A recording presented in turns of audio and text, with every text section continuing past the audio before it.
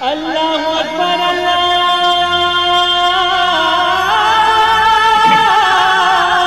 اکبر۔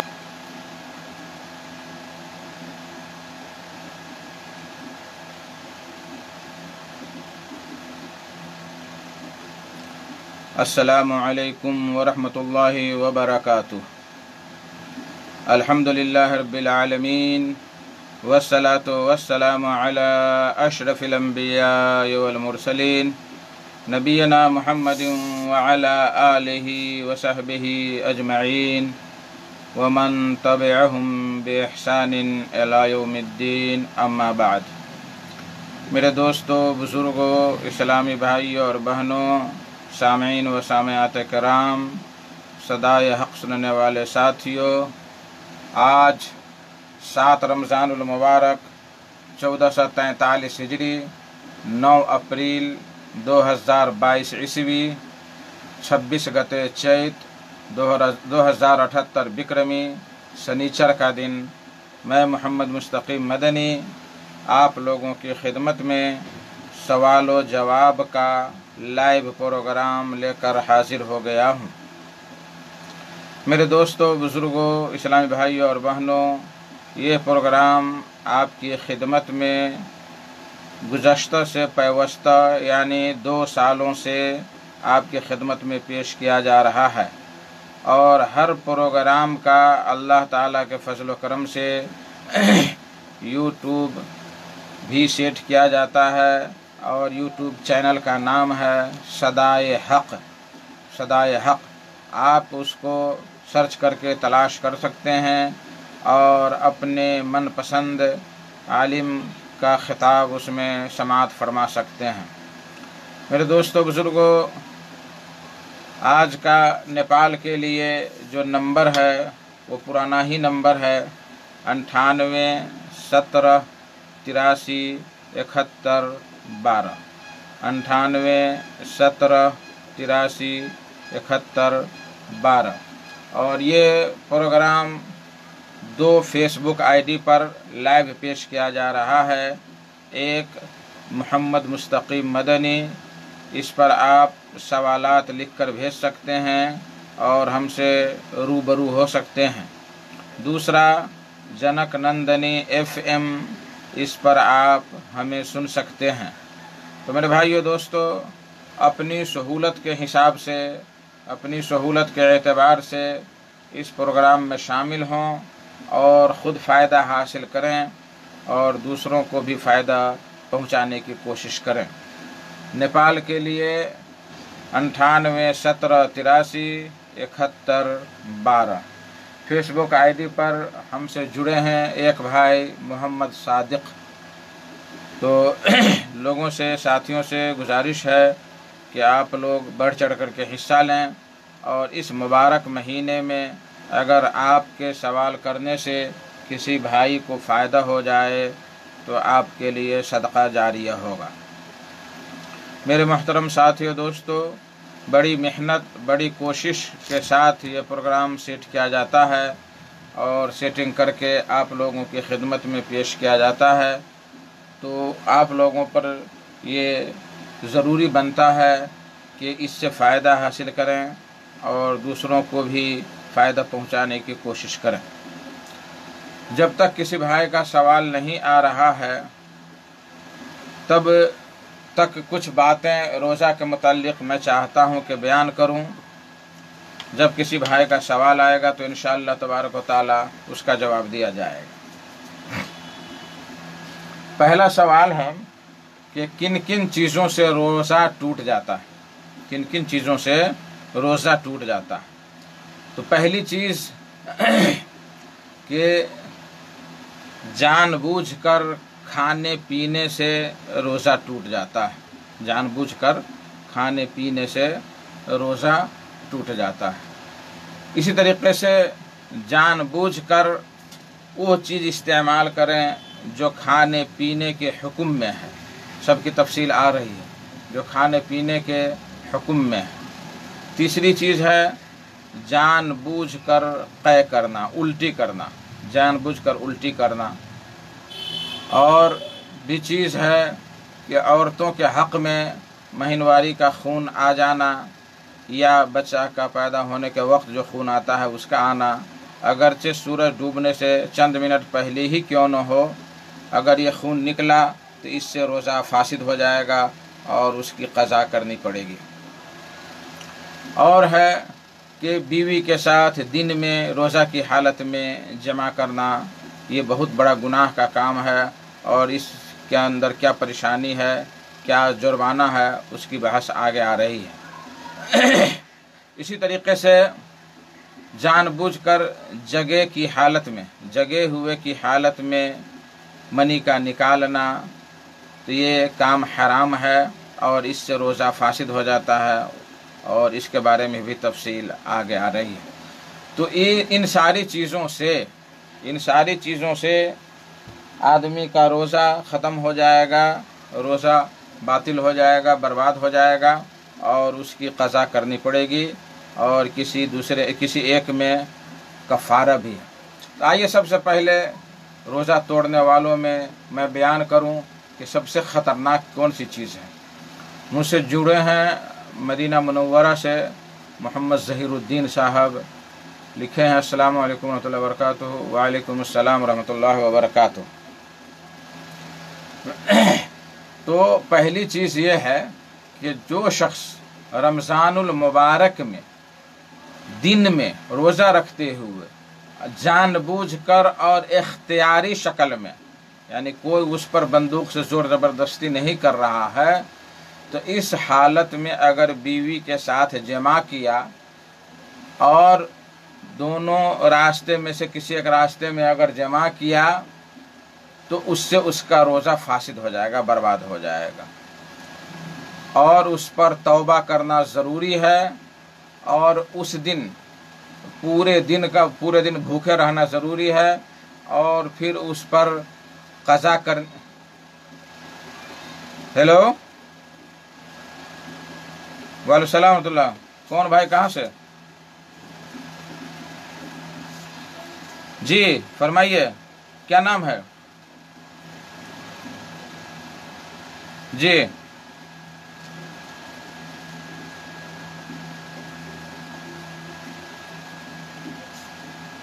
جی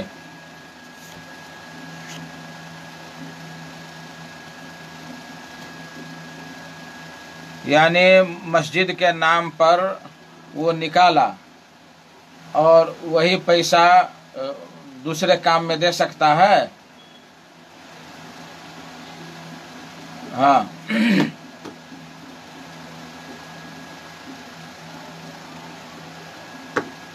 ہاں ہاں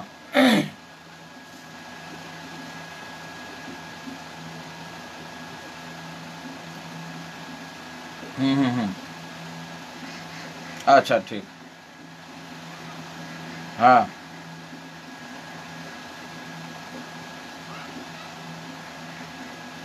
ہاں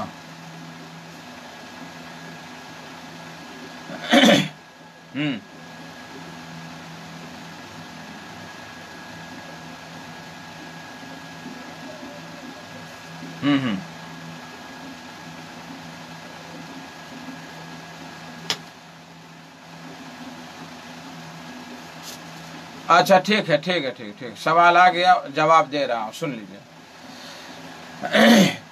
غالباً یہ تھے رگھناتھ پور سے مولوی سلیم صاحب، وہ بیمار ہیں کئی سالوں سے، اللہ تبارک و تعالیٰ ان کی پریشانی کو دور فرمائے۔ ان کے دو سوالات آئے۔ پہلا سوال یہ ہے کہ مسجد کے نام سے 1000 روپیہ کسی نے چندہ مخصوص کیا، اور تو کیا اس پیسے کو کسی دوسرے کو بطور دان دینا یا بطور تعاون دینا جائز ہے؟ ایک سوال یہ ہے۔ دوسرا سوال کہ آج کل مدارس میں اور خاص کر لڑکی کے مدرسوں میں جو بے پردہ ایکشن کروایا جاتا ہے، یہ جائز ہے کہ نہیں جائز ہے؟ ان دونوں کے سوالات کے جوابات سے پہلے میں تھوڑا سواگت کر لوں جو بھائی ہم سے جڑے ہیں۔ محمد صغیر عالم صاحب جو ہمارے کنٹینیو سننے والے دوست ہیں، محمد صغیر عالم صاحب، وہ لکھتے ہیں السلام علیکم ورحمۃ اللہ وبرکاتہ۔ وعلیکم السلام ورحمۃ اللہ وبرکاتہ۔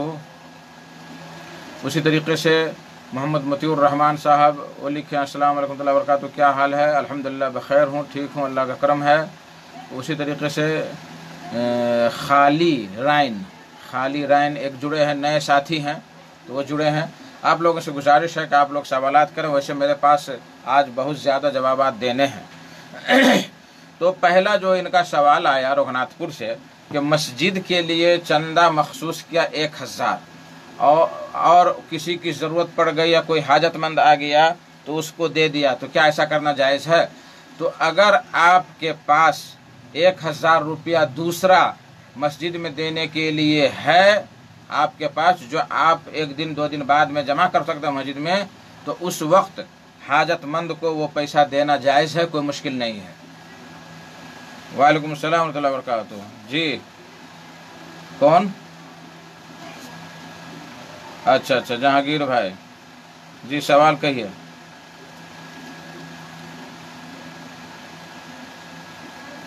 हाँ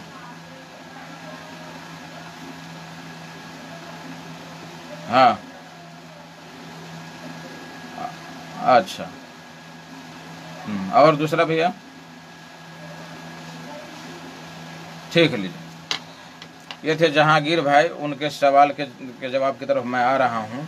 तो मैं ये कह रहा था मौलवी सलीम साहब के सवाल के जवाब में कि मस्जिद के लिए जो 1000 मखसूस किया है उस पर ज़रूरी है कि वो 1000 रुपया जमा कर दे, और अगर जमा करने में ताख़ीर हुई है और उसको यकीन कामिल है कि कल या परसों हम वो 1000 जमा कर देंगे, तो अगर दूसरा कोई ज़्यादा मुहताज है और उसको अगर दे रहा है तो इसमें कोई मुश्किल की बात नहीं है, बशर्ते कि वो 1000 रुपया जो बाकी रह गया मस्जिद का वो बाद में जमा कर दे, या मस्जिद में जमा करने के बाद मस्जिद कमेटी वाले को कहा जाए कि भाई ये हमारे ऊपर है, लेकिन एक आदमी बहुत ज़्यादा मुहताज है, अगर ये पैसा या मस्जिद में से और भी पैसे उस गरीब आदमी को दे दिया जाए तो ज़्यादा बेहतर होगा। तो ये अच्छी बात है, अल्हम्दुलिल्लाह अच्छी बात है।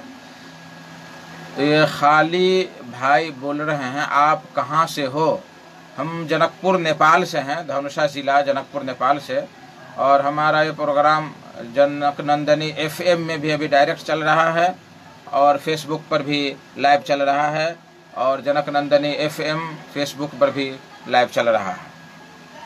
तो उम्मीद के सवाल का जवाब समझ गए होंगे। दूसरा सवाल था मौलवी सलीम साहब का कि आजकल जो मदारिस में लड़कियों, ख़ासकर नीम बालिग लड़कियों के साथ एक्शन जो कराते हैं, तो ये जायज़ है कि नहीं जायज़ है? देखिए, ये एक फैशन बन गया है एक्शन कराना, और ख़ास करके इसमें जो नीम बालिग और बालिग लड़कियां हैं उनको इस तरह से करना या उनको एक्शन में शामिल होना जायज़ नहीं है, ये बिल्कुल दुरुस्त नहीं है। हाँ, छोटी छोटी बच्चियां हैं जो बुलूगत से पहले की है, अगर वो भी पर्दे का लिहाज करके अगर बग़ैर डांस किए हुए हल्का फुल्का अगर करे तो इंशाअल्लाह ताला इसमें कोई हरज की बात नहीं है। बहुत सारे एक्शन में देखा गया है कि उसमें डांस का भी शायबा पाया जाता है, और जवान लड़कियां बेपर्दा रहती हैं, सर खुला हुआ, किसी में जींस पैंट पहने हुए, किसी में कुछ। तो ये सारे तरीक़े जायज़ नहीं है, इन तरीक़ों से दूर रहना बहुत ही ज़रूरी है। चाहे वो कहीं का भी मौलवी उसमें शामिल हो और वो वाह वाह करे, गलत ही होगा, चाहे उसको देखने वाले सुनने वाले करोड़ों तादाद में उलमा मौलवी क्यों न हो। अल्लाह वालम। जहांगीर भाई साहब किरतपुर धनुषा से सवाल किए हैं कि शहरी के वक्त अगर ताख़ीर हो जाए और खाते हुए आज़ान हो जाए तो क्या करे, छोड़ दे या क्या? अगर आप की ख्वाहिश पूरी हो गई है तो आप फ़ौरन हाथ मुंह धुलें और उससे दूर हो जाएं, और अगर अभी आपने शुरू ही किया है और आज़ान हो गई तो आज़ान होने तक आप जल्दी खा लें और पानी वानी पी करके मुँह हाथ धुल करके आप तैयार हो जाएं। यहाँ एक बात और कहना चाह रहा हूँ कि बहुत सारे लोग आज़ान होने के बाद भी खाते पीते रहते हैं, अज़ान ख़त्म हो गई फिर भी खाते पीते रहते हैं, यह जायज़ नहीं है। अगर वक्त मुकर्ररा पर मुअज़्ज़िन अज़ान दे रहा है तो ऐसी सूरत में खाना पीना जायज़ नहीं है, किसी भी सूरत में जायज़ नहीं है। बहुत सारे लोग कहते हैं कि हम ताख़ीर से उठे हैं, तो आप उठे हैं ताख़ीर से तो ये आपका उज़्र है। हाँ, ये आपका उज़्र है, آپ नमाज अजान के बाद खाएंगे तो ये जायज़ नहीं, आपका रोज़ा नहीं होगा, आपको दोहराना पड़ेगा। अल्लाह वालम सबब। मोहम्मद सगीर आलम शाह लिखते हैं कि मेरा सवाल है कि वित्र की नमाज में दुआए क़ुनूत में कौन कौन सी जगह पर आमीन कहना चाहिए, जवाब देकर शुक्रिया का मौका दें। ये सवाल मेरे पास भी है, तो मैं आपको जवाब दे ही दे रहा हूँ। सगीर भाई साहब बोलते हैं, उनका सवाल है कि दुआए क़ुनूत में किस किस जगह दुआ कहनी चाहिए। अभी देखा गया है कि हर जगह मुक्तदी लोग आमीन आमीन आमीन आमीन, ये भी एक फैशन बन गया है आमीन कहना। तो इससे बाज रहना चाहिए, हमें समझना चाहिए। इससे पहले मैं एक भाई का, गुलाब शेख, शायद वही जहांगीर भाई हैं जो फेसबुक पर भी जुड़ गए हैं, तो मैं ये कहना चाह रहा हूँ, गौर से सुने कि अल्लाहुम्मा हदिना फी मन हदैत व आफिना फी मन आफैत व तवल्लना फी मन तवल्लैत व बारिक लना फी मा आतैत व क़िना शर्र मा क़ज़ैत। यहाँ तक आमीन कहना चाहिए, यहाँ तक आमीन कहना चाहिए। फ़इन्नक तक़ज़ी व ला युक़ज़ा अलैक, यहाँ पर आमीन नहीं करेंगे, खामोश रहेंगे। इन्नहु ला यज़िल्लु मन वालैत, खामोश रहेंगे। वला युइज़्ज़ु मन आदैत, खामोश रहेंगे। तबारक रब्बना व तआलैत, खामोश रहेंगे। फिर मैं दोहरा रहा हूँ कि जो दुआए कलमा है उस पे आमीन कहना चाहिए। जैसे अल्लाहुम्मा हदिना फी मन हदैत व आफ़िना फी मन आफ़ैत व तवल्लना फी मन तवल्लैत व बारिक लना फी मा अतैत व क़िना शर्र मा क़ज़ैत, यहाँ तक दुआ है, यहाँ पर आमीन है, यहाँ तक। उसके बाद अल्लाह ताला की ये सना और तारीफ़ है कि फ़इन्नक तक़ज़ी व ला युक़ज़ा अलैक इन्नहु ला यज़िल्लु मन वालैत व ला युइज़्ज़ु मन आदैत तबारक रब्बना व तआलैत। यहाँ हम खामोश रहेंगे, या बाज़ उलमा कहे कि सनाइया कलमा है तो इसमें हम सुभान अल्लाह कह सकते हैं, लेकिन बेहतर यह है कि आदमी खामोश रहे। उसके बाद सल्लल्लाहु अलैहि वसल्लम के बाद रुकू करे या सजदे में जाए, अगर रुकू के बाद दुआ किया है तो। बहुत सारे लोग जहाँ जहाँ भी होता है, एक बहुत पुराना वाक़या है, उमर रज़ियल्लाहु ताला अन्हु के ज़माने का गालिबन, जबकि वो लोग अरबी दांत थे, उनकी ज़ुबान अरबी थी, तो वो कहते हैं कि कहत साली पड़ी हुई थी, बारिश नहीं हो रही थी, तो इमाम साहब ने कहा कि अल्लाहुम्मा कहतल मतर, कि अल्लाह बारिश रुक गई है, तो सारे लोगों ने कहा आमीन। तो नमाज ख़त्म होने के बाद इमाम साहब ने कहा कि अरे भाइयों, मैंने जब कहा कि अल्लाह बारिश रुक गई है तो इस पर आमीन कहने की क्या ज़रूरत है? आमीन तो ये कहना चाहिए कि अल्लाह हम पर बारिश बरसा, तब तुम्हें आमीन कहना चाहिए। तो ये तो उस वक्त की बात है जबकि उन लोगों की ज़बान थी। अभी भी आप मक्का में जाएं, मदीना में जाएं, तो जहाँ भी आमीन नहीं कहने का, वहाँ लोग आमीन धड़ल्ले से कहते हैं। इसलिए इन चीज़ों का ख्याल रखना बहुत ज़रूरी है। अल्लाह आलम बिस्सवाब। मोहम्मद मतीउर रहमान साहब सवाल लिखते हैं, शेख साहब मेरा सवाल यह है कि कोई औरत हैज़ के हालत में किसी को भी वज़ू करा सकती है? हाँ हाँ बिल्कुल, हैज़ की हालत में वज़ू करा सकती है, बाल में कंघी कर सकती है, उसको कपड़ा पहना सकती है, खाना खिला सकती है, कोई बीमार है उसको खाना खिला सकती है। नबी करीम सल्लल्लाहु अलैहि वसल्लम मस्जिद में एतकाफ़ में रहा करते थे रोज़ा की हालत में, और माई आयशा हाइज़ा होती थी और खिड़की होकर के सर हज़रत आयशा के रूम में रख देते थे, तो हज़रत आयशा हैज़ की हालत में रहते हुए भी सर में बाल लगा देती और कंघी कर देती थी। तो हैज़ कि वो जगह सिर्फ नापाक है जहाँ से हैज़ निकलता है, उसके अलावा उसके पूरे जिस्म नापाक नहीं है। हाँ, उस पर नमाज रोज़ा करना जायज़ नहीं है, उसके साथ जो है क्या कहते हैं मस्जिद में दाखिल होना, कुरान की तिलावत करना छू करके, ये सब चीज़ें अलग बात हैं। लेकिन आपको कपड़ा दे सकती है, आपका कपड़ा धुल सकती है, आपको आपके कपड़ा पर प्रेस कर सकती है, आपके जूता साफ कर सकती है, इसमें कोई मुश्किल की बात नहीं। ये तो गैरों का तौर तरीका है कि जो ही हैज़ आया तो उसको बाइकाट कर दो, गांव घर से दूर कर दो, ऐसी बात नहीं है। बल्कि हम उसके साथ लेट सकते हैं, एक लिहाफ में सो सकते हैं, जब तक कि उसकी गंदगी हमारे बदन या हमारे कपड़े में न लगे उस वक्त तक हम पाक हैं। नबी सल्लल्लाहु अलैहि वसल्लम अपना सर मुबारक माई आयशा की गोद में रख करके लेटते थे, उसी वक्त जिब्रील अलैहिस्सलाम भी नाजिल होते, वही भी नाजिल होती थी और हज़रत आयशा हाइज़ा होती थी। तो ये कोई बात नहीं है, इसलिए सारी चीज़ें हम कर सकते हैं, जमा के अलावा सारी चीज़ें हम कर सकते हैं। अल्लाह आलम बिस्सवाब। गुलाब शेख सवाल करते हैं, अस्सलाम वालेकुम व रहमतुल्लाहि व बरकातुहू। वित्र की नमाज में हाथ उठाकर दुआ करना चाहिए? अगर उठाना चाहिए तो कब, रुकू के बाद या रुकू से पहले? देखिए, वित्र की नमाज में हाथ उठा करके दुआ करना ज़्यादा बेहतर है और यह मुस्तहब्बात में से है। तो हाथ उठाकर दुआ करना चाहिए और रुकू के बाद करना चाहिए या रुकू से पहले करे, कोई मुश्किल की बात नहीं है। लेकिन रुकू से पहले अगर करना चाहते हैं तो आप पब्लिक को कह दें कि हम रुकू से पहले दुआ कुनूत करेंगे, इसलिए कि हेलो, हाँ बोलिए। वालेकुम सलाम। जी जी,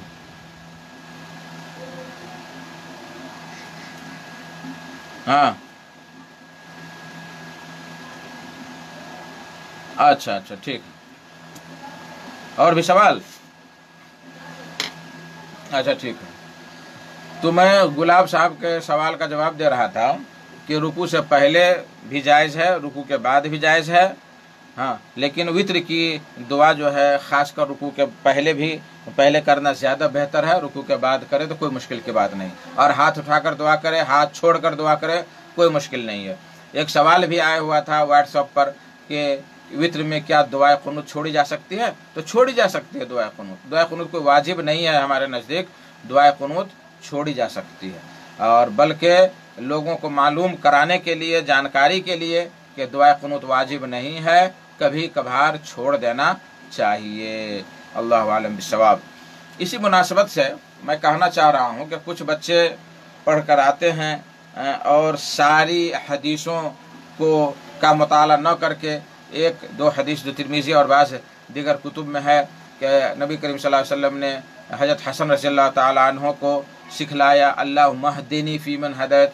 तो अब वो ज़िद बांध करके कि अल्लाहुम्मा हदीनी ही कहेंगे, अल्लाहुम्मा हदीनी ही कहेंगे, जबकि आप इमाम हैं और इमाम के लिए ज़रूरी है कि दुआ में अपने को ख़ास न करे। और दूसरी बात यह कि तहक़ीक़ात से पता चला है, जैसे कि मैंने ये भी बयान किया, ये तबरानी की रवायत है, बिल्कुल सही रवायत है, इब्न हिब्बान की रवायत है कि उसमें हज़रत हसन को अल्लाह के नबी सल्लल्लाहु अलैहि वसल्लम ने अल्लाहुम्मा हदीना फ़ीमन हदैत के सेगा के साथ सिखलाया, ना के जमा के सेगा के साथ। तो दोनों ही सेगे आए हुए हैं। तो अगर हम तनहा वित्र पढ़ें तो अल्लाहुम्मा हदीनी पढ़ें, और अगर हम इमाम हैं और जमात के साथ नमाज पढ़ रहे हैं तो उस वक्त हम अल्लाहुम्मा हदीना करें, तो इसमें ये अच्छी बात होगी। इस पर झगड़ा करना और कटमसला करना ये बेहतर बात नहीं है। अल्लाह आलम बिस्सवाब।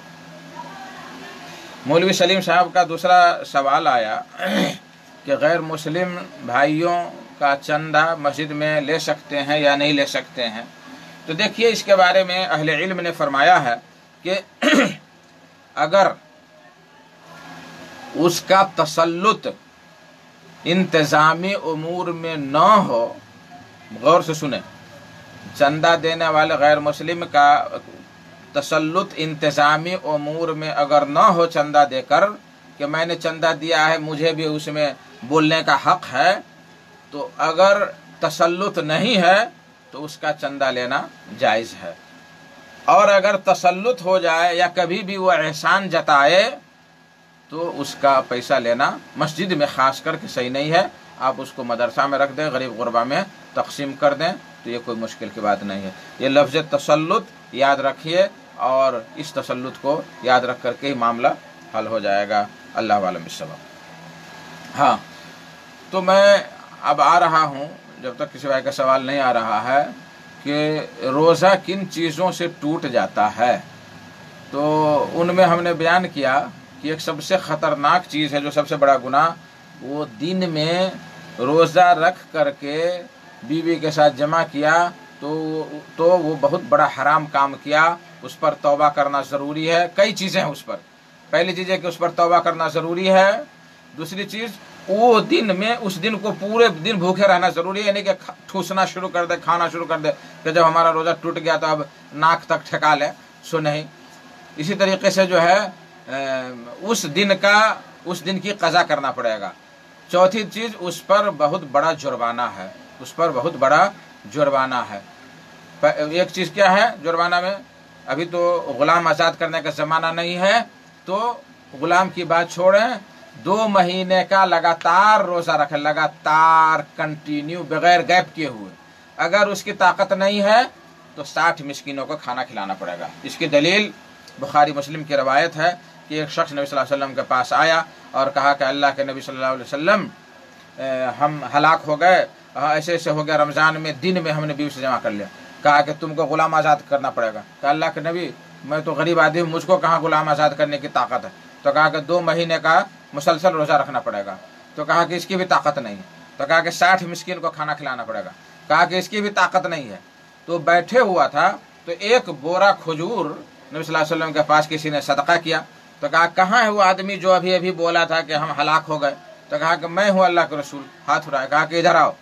कहा ये खजूर ले जाओ और मदीना में गरीब गुरबा में तकसीम कर दो। तो वो बंदा बोला कि अल्लाह के नबी, ये पूरे इस पहाड़ी, दोनों पहाड़ी के दरमियान इस मदीना में मुझसे भी कोई गरीब इंसान है, फ़कीर है? तो अल्लाह के नबी हंसने लगे और कहा कि जाओ खुद खाओ और अपने बच्चों को खिलाओ। तो इस हदीस से पता चला कि रमज़ान के दिन में रोज़ा रख करके बीवी से जमा करना बहुत हराम काम है, बहुत बड़ा जुर्माना है, और जुर्माना हमने बयान कर दिया। इसलिए ख़ासकर नौजवानों को इधर उधर बीवी के साथ करने से, बोसो किनार करने से रमज़ान में दिन की हालत में रहना चाहिए, दूर रहना चाहिए। बहुत सारे जाहिल जो है सोचते हैं क्या, हाँ वालेकुम सलाम, हाँ कौन जी कहिए।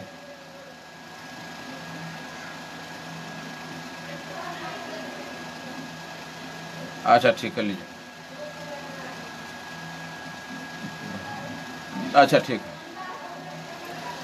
तो मैं कह रहा था, भूल गया, कि बहुत सारे लोग ये समझते हैं कि पूरे रमज़ान ही अलग थलग रहना चाहिए, यानी रात में भी बीवी से जमा करना हराम है। मैं मदीना में, सऊदिया में था, जालियात में, तो एक जगह दर्स दे रहा था। तो एक शख्स जो है मुंह लटकाए हुए बैठा हुआ था। मैं कहा भाई क्या बात है? कहा कि शेख मैं घर जाना चाहता हूँ लेकिन रमज़ान हो गया है, कैसे जाऊँ?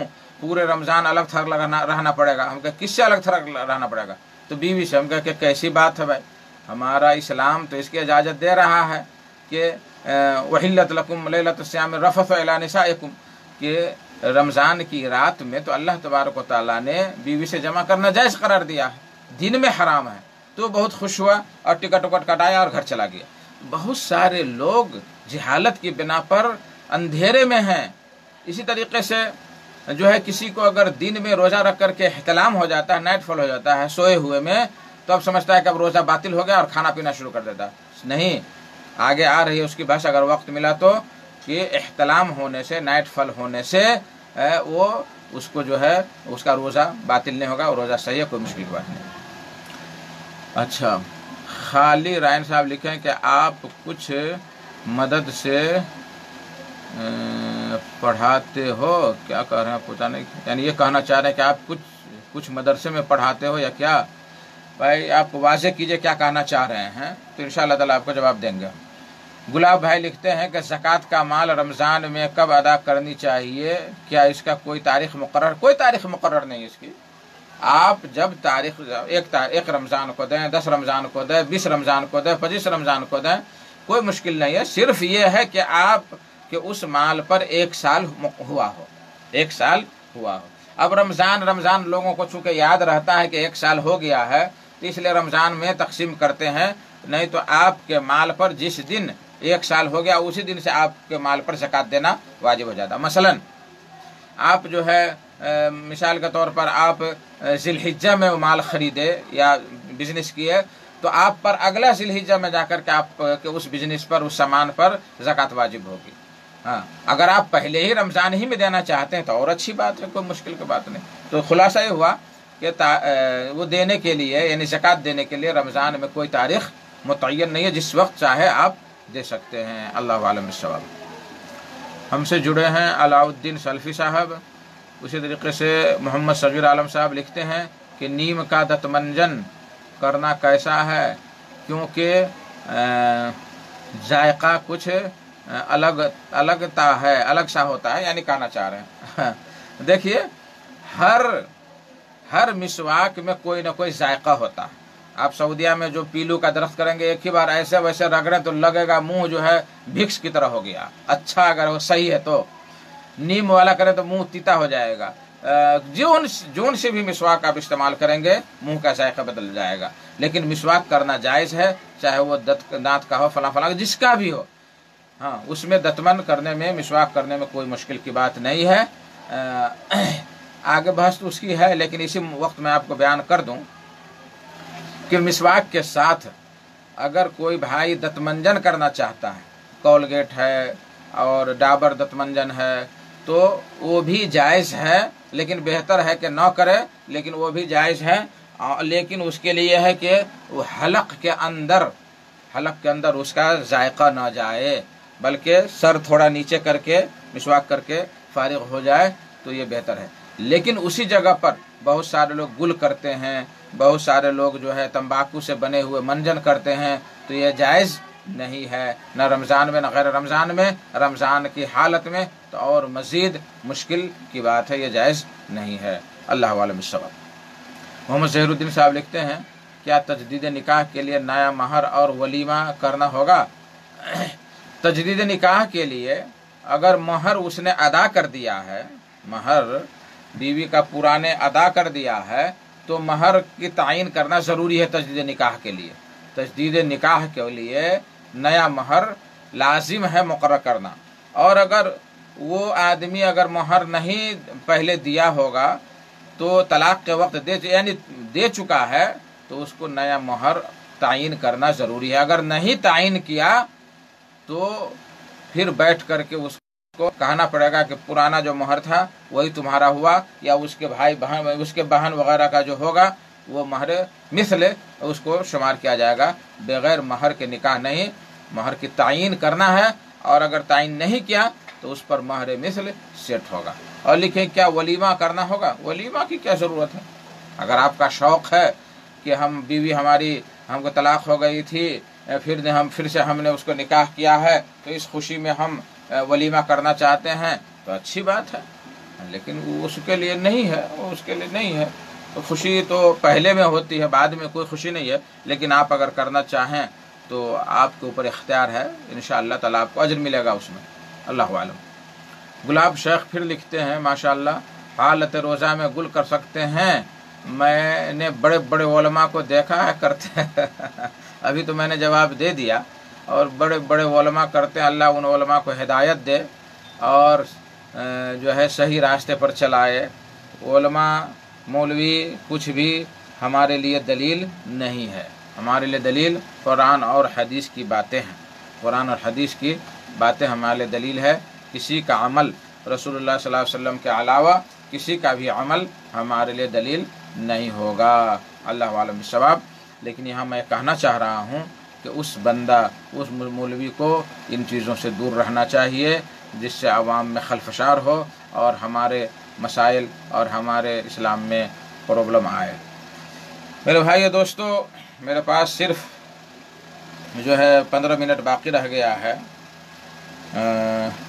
98 17 83 71 12 इस पर आप नेपाल से कॉल कर सकते हैं, और अगर बाहर से कॉल करेंगे तो इसमें 00977 जोड़ना पड़ेगा। और आज माशाअल्लाह बहुत सारे भाई फेसबुक पर जुड़े हैं और इसी तरह से जुड़ते रहेंगे इंशाअल्लाह तबारक व तआला। और सारे लोग आपस में दुआ करें कि अल्लाह ताला हम सभी को पूरे रमज़ान के रोज़े, तरावी और दिगर नेक काम करने की तौफीक अता फरमाए, आमीन। अच्छा, दूसरी चीज़ जिससे रोज़ा बातिल हो जाता है वो ये है कि जानबूझ करके जगह की हालत में, बेदारी की हालत में मनी का निकालना, इससे आदमी का रोज़ा बातिल हो जाएगा। तो उस पर क्या क्या चीज़ है? उस पर यह है कि उसको तौबा करना पड़ेगा, दूसरा ये कि पूरे दिन भूखे रहना पड़ेगा, और तीसरा यह है कि उस दिन की क़ज़ा करनी पड़ेगी, उस दिन की क़ज़ा करनी पड़ेगी। इसके अलावा और कुछ नहीं है, उसके अलावा कुछ नहीं। इसकी दलील क्या है? अल्लाह तबारक व तआला फरमाता है कि यत्रुकु ताअमहु व शराबहु व शहवतहु मिन अजली, यानी हदीस कुदसी में है कि मेरा बंदा मेरी वजह से अपना खाना पीना और अपनी शहवत को छोड़ता है तो मैं ही रोज़े का सवाब दूंगा, मैं ही रोज़े का सवाब दूंगा। तो इसलिए यहाँ जो शहवत है تو منی نکالنے میں بھی شہوت ہے، اس لیے جو لوگ اس طرح کا کام کرتے ہیں تو اس کا روزہ خراب ہو جائے گا، ختم ہو جائے گا، اس کو دوبارہ روزہ رکھنا پڑے گا۔ لیکن اگر بیوی سے ہنسی مذاق کرنے میں یا یوں ہی جو ہے خواہش کی زیادتی کی وجہ سے اگر مزید کا اخراج ہو گیا تو اس سے کوئی حرج کی بات روزے میں نہیں ہے انشاءاللہ تعالی۔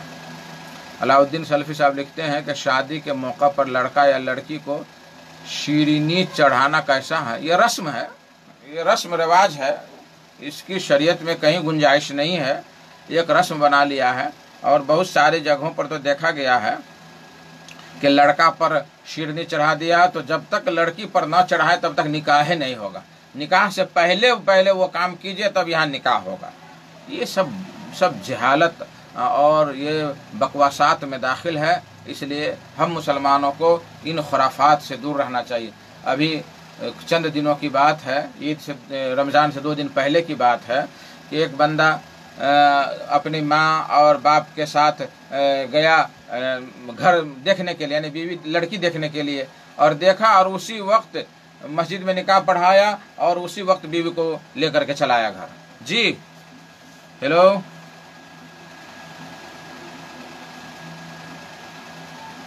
زکوٰۃ کا مال کن لوگوں کو دے سکتے ہیں؟ اچھا ٹھیک۔ تو یہ ساری چیزیں ہیں، تو یہ سب رسم و رواج کو ہمیں چھوڑنا چاہیے، اللہ عالم ثواب۔ محمد ظہیر الدین صاحب لکھتے ہیں کہ شکر کی نماز ہے جسے شکرانے کے نام سے جانا جاتا ہے۔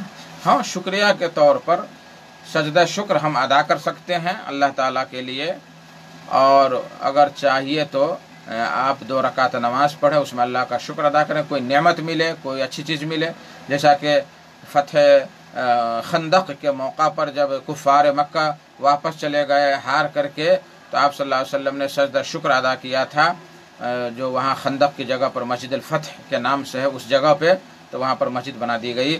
تو شکرانے کے لیے سجدہ، اس میں وضو بھی شرط نہیں ہے، شکرانے کے لیے سجدہ جس وقت نعمت ملے اسی وقت ہمارا سر اللہ تبارک و تعالیٰ کے سر بسجود ہو جانا چاہیے، تاکہ یہ ہمیں اظہار ہونا چاہیے کہ یہ جو نعمت ملی ہے یہ اللہ تبارک و تعالیٰ کی طرف سے ملی ہے۔ وما بکم من نعمت فمن اللہ، اللہ فرماتا ہے کہ جتنی بھی نعمتیں تم کو ملی ہے وہ اللہ تعالیٰ کی جانب سے، اللہ تعالیٰ کی جانب سے۔ تو ہمیں شکرانہ ہر حال میں اللہ تعالیٰ کا شکر ادا کرنا چاہیے، نعمت میں بھی، اور اگر پریشانی ہے تو ہمیں صبر اختیار کرنا چاہیے۔ صبر اور شکر کا دامن ہمیں کبھی نہیں چھوڑنا چاہیے۔ شکر کریں گے تو آپ کو مزید ملے گا، صبر کریں گے تو آپ کے لیے جنت ہے۔ تو یہ دونوں ہی میں نہ خرچ جاتا ہے نہ کچھ، نہ اس میں پیسہ لگتا ہے، بہت ہی ہلکی چیز ہے اور اس کا اجر بہت ہی زیادہ ہے، اللہ عالم ثواب۔ ایک اور سوال آیا تھا کہ ریڈیو پر کہ جہانگیر بھائی صاحب غالباً تھے کہ زکوٰۃ کا مال کہاں کہاں ادا کرنا چاہیے، کہاں کن لوگوں کو دینا چاہیے۔ دیکھیے سورۃ توبہ کے اندر اللہ تبارک و تعالیٰ نے خود 8 لوگوں کو متعین کر دیا ہے، 8 لوگوں کے بارے میں متعین کر دیا کہ ان لوگوں میں زکوٰۃ کا مال ادا کر سکتے ہیں، زکوٰۃ کا مال ادا کر سکتے ہیں۔ ان میں مدرسہ جو فی سبیل اللہ کہا ہے، تو فی سبیل اللہ میں مدرسے بھی داخل ہے، اور آج کل اگر دیکھا جائے تو فی سبیل اللہ میں مدرسہ اول انداز سے اول درجے میں داخل ہوتا ہے، اسی لیے کہ انہی مدارس اور مساجد کی وجہ سے آج ہمارے ہندوستان، نیپال اور بنگلہ دیش، پاکستان میں جو اسلام قائم ہے انہی کی وجہ سے۔ تو اگر آپ چاہتے ہیں کہ جن مدرسے میں غریب بچے، یتیم بچے پڑھ رہے ہیں، وہاں اگر آپ زکوٰۃ دے رہے ہیں تو آپ کو ڈبل ثواب ملے گا۔ ایک تو آپ نے زکوٰۃ کی ادائیگی کی، اس کا ثواب، دوسرا کہ آپ نے اس بچے کو اسلامی تعلیم پڑھانے میں آپ نے تعاون کیا تو اس کا، یعنی اگر طالب علم کو یا اس مدرسے کو جس مدرسے میں بچے غریب و نادار بچے پڑھ رہے ہیں، وہاں اگر آپ زکوٰۃ کا مال دے رہے ہیں تو آپ کو 2 گنا ڈبل اجر ملے گا انشاءاللہ تبارک و تعالی۔ اسی طریقے سے آپ اگر کوئی غریب مسکین آپ کا رشتہ دار ہے، آپ کی بہن ہے، آپ کا بھائی ہے، اور آپ کا جو ہے کوئی قریب رشتہ دار ہے، اگر آپ اس کو زکوٰۃ کا مال دے رہے ہیں تو آپ کو ڈبل ثواب ملے گا۔ ایک یہ کہ آپ کو زکوٰۃ کا اجر، और दूसरा एक है सिला रहमी का अजर। इसी तरीके से आपके पड़ोसी में अगर कोई ज़कात का मुस्तहिक है और पड़ोसी को आप ज़कात दे रहे हैं तो इसमें भी आपको डबल सवाब मिलेगा, एक ज़कात का सवाब और दूसरा पड़ोसी के हक़ की अदायगी का सवाब मिलेगा। तो इन चीज़ों का ख्याल रखना हमें बेहतर है। अब मस्जिद में ज़कात का माल अदा कर सकते हैं कि नहीं कर सकते हैं, इसकी एक अलग बहस है, इंशाअल्लाह ताला कभी इस मौजू पर गुफ्तगू की जाएगी। अल्लाह आलम बिस्सवाब। गुलाब साहब फिर लिखते हैं नमाज इस्तिखारा कब अदा करनी चाहिए और उसका तरीक़ा क्या है। कोई उसका तरीक़ा नहीं है और कोई उसका टाइम टेबल नहीं है। अगर आपको कोई काम नहीं समझ में आ रहा है कि हम क्या करें या ना करें, यानी मसलन कि हम शादी करें ना करें या हम फलां बिजनेस करें ना करें, तो अगर आपका दिल मुतमईन नहीं है तो आप जो है किसी भी वक्त इस्तिखारा कर सकते हैं। या बेहतर यह है कि आप इशा की नमाज़ पढ़ लें और पढ़ने के बाद बिस्तर ही पर आप इत्मीनान से 2 रकात नमाज़ पढ़ें और इस्तिखारा की जो दुआ है वो सलाम फेरने के बाद पढ़ें। तो इस तरह से करके दुआ करके लेट जाएं और अल्लाह तबारक व तआला आपके दिल में इंशाअल्लाह ताला डाल देगा जो आपके लिए भलाई की बात होगी। बहुत सारे लोग कहते हैं कि वो ख्वाब में देखेगा कि हमारे लिए अच्छा है वो अच्छा है। ये ख्वाब वाली बात, इसकी कोई हकीकत नहीं है, बल्कि जो आपके हक़ में अच्छा रहेगा वो आपका दिल उससे मुतमईन अल्लाह तबारक व तआला कर देगा इंशाअल्लाह तबारक व तआला। अल्लाह आलम बिस्सवाब। अब इतने सवालात आ गए कि मैं उधर करना चाहा लेकिन नहीं हो सका। एक और सवाल आया है अलाउद्दीन सल्फी साहब का, फितरा की रकम से गांव के इमाम को तनख्वाह देना कैसा है। देखिए फितरा जो है इसका निसाब क्या है, यानी किसको दिया जाए, ये अल्लाह ताला ने तो खुद बयान कर दिया, नबी सल्लल्लाहु अलैहि वसल्लम ने खुद बयान कर दिया है।